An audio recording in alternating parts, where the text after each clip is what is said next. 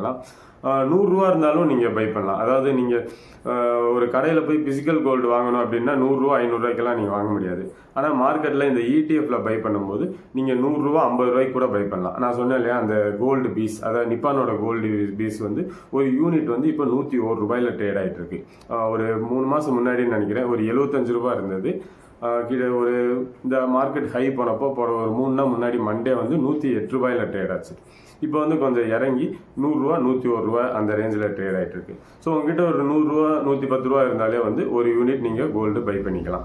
இது எந்த கால்குலேஷனில் இது ஒரு யூனிட் இந்த 101 ரூபா அப்படின்னு சொல்கிறாங்கன்னா, இது வந்து 0.01 ஆஃப் 1 கிராம், அதாவது ஒரு கிராமில் 100ல் ஒரு பங்கு வந்து இந்த ஒரு யூனிட் அந்த கால்குலேஷனில் வரும். ஸோ இப்போ வந்து ஒரு கிராம் 10,000 ரூபா அப்படின்னா இது வந்து 0.01 ஆஃப் அந்த யூனிட் கால்குலேட் பண்ணால் 100 ரூபா இருக்கும். இது வந்து மார்க்கெட்டில் ஒரு கிராம் வந்து 8,000 ரூபான்னா இது 80 ரூபா இருக்கும். ஸோ அந்த ரேட்டில் தான் ட்ரேட் ஆகிட்டு இருக்கும். ஸோ இது வந்து நீங்கள் இதில் வந்து ஃப்ராடு பண்ணலாம் வாய்ப்பே இல்லை. அதாவது கோல்டு வெளியே மார்க்கெட் ஏறினாலும் இறங்கினாலும் எண்ட் ஆஃப் டே வந்து வேர்ல்டு மார்க்கெட்டுக்கு ஏற்றபடி இந்த ETF ட்ரேட் வந்து க்ளோஸ் ஆயிரும். ஸோ இதில் ஃப்ராடு பண்ணுறதுக்கெல்லாம் வாய்ப்பு இல்லை. இதே டாடா கோல்டுன்னு இருக்குது. ஒரு வருஷம் ஒரு வருஷம் முன்னாடி எல்லாம் 7 ரூபாய் 8 ரூபாயில் ட்ரேட் ஆகிட்டு இருந்தது.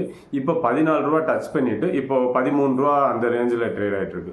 ஸோ நீங்கள் இப்போ உங்ககிட்ட ஒரு 50 ரூபா தான் இருக்குது. 50 ரூபாய்க்கு நீங்கள் கோல்டு பை பண்ணணும் அப்படின்னாலும் இந்த டாடா கோல்டை 3 யூனிட் பை பண்ணிக்கலாம். இதில் வந்து சார்ஜஸ் ரொம்ப கம்மி தான் வரும். நீங்கள்